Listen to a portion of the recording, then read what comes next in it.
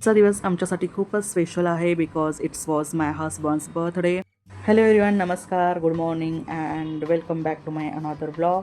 आणि तुमच्या सर्वांचं माझ्या चॅनलवरती खूप खूप स्वागत आहे. तर आज खूपच स्पेशल दिवस आहे, तर व्हिडिओ लास्टपर्यंत बघा. खूपच छान बर्थडे सरप्राईज दिलेला आहे, तर स्किप करू नका. व्हिडिओ खूपच छान सरप्राईज आहे आणि आजचा दिवस खूपच स्पेशल आहे. आणि आज सकाळी लवकर उठून सकाळची देवपूजा केली. खूपच छान आणि पॉझिटिव्ह वाईब्स येत होत्या.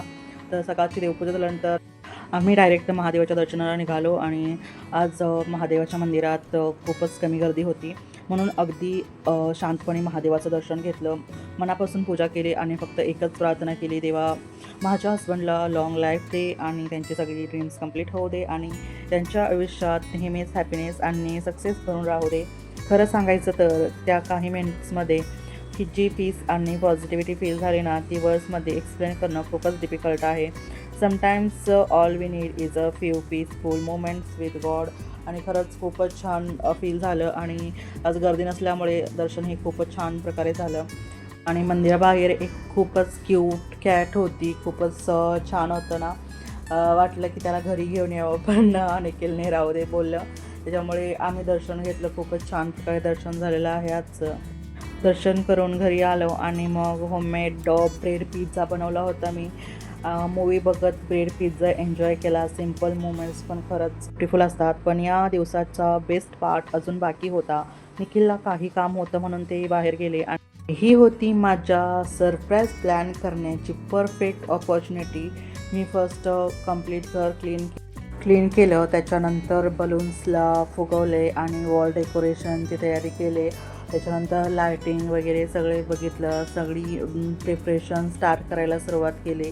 बिलीव्ह मी, हे सगळं करायला मला ऑलमोस्ट 3 तास लागले. मी दुपारी 3 वाजल्यापासून हे सगळे प्रिपरेशन करत होते आणि मला संध्याकाळचे 6 वाजले एवढं सगळं प्रिपेअर करायला आणि डेकोरेशन करायला.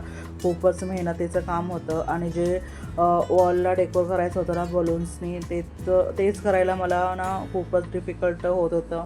बट फायनली मी हे सगळं केलेलं आहे आणि खूपच छान वाटलं. खूप मेहनत होती, पण एकच थॉट होता की त्यांच्या फेसवरती एक क्यूट स्माईल बघायची होती, म्हणून हे सगळे मेहनत घेत होते. फायनली डेकोरेशन कंप्लीट झालं. हॉलचे फायनल डेकोरेशन कंप्लीट झालं होतं आणि हे जो लुक होता तो बघून माझं पण मन अगदी गार्डन झालं होतं. संध्याकाळची वेळ झाली होती आणि डोरबेल वाजली आणि निखिल घरी आले होते. त्यांनी हे हॉलचं सगळं डेकोरेशन आणि हे सरप्राईज बघून ना ते खूपच इमोशनल झाले होते आणि त्यांचे इमोशन त्याच्या चेहऱ्यावरती दिसत होते.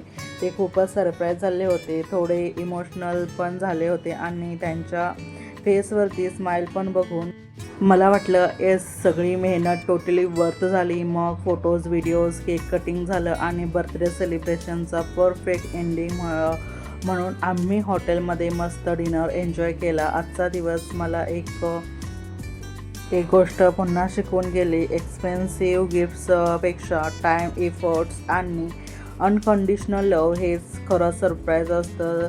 जर तुम्हाला हा ब्लॉग आवडला असेल तर व्हिडिओ लाईक करा, चॅनलला सबस्क्राईब करा आणि तुमच्या फेवरेट मोमेंट्स कमेंट्समध्ये नक्की शेअर करा. Thank you so much for watching. See you in the next blog.